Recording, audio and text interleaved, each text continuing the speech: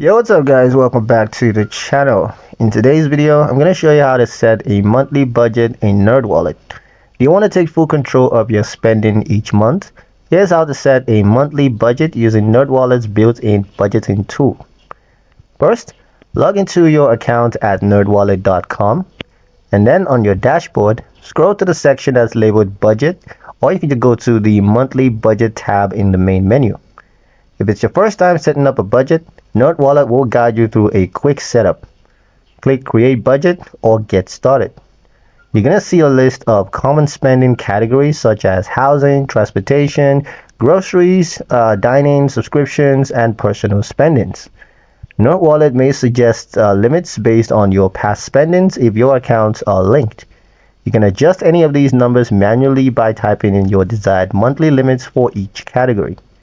To add custom categories, scroll to the bottom and select Add Category. This helps to tailor your budget to your lifestyle. Once everything looks good, hit Save Budget. Now, each time you spend, Nerdwallet will automatically track how much you've used in each category and how much is left.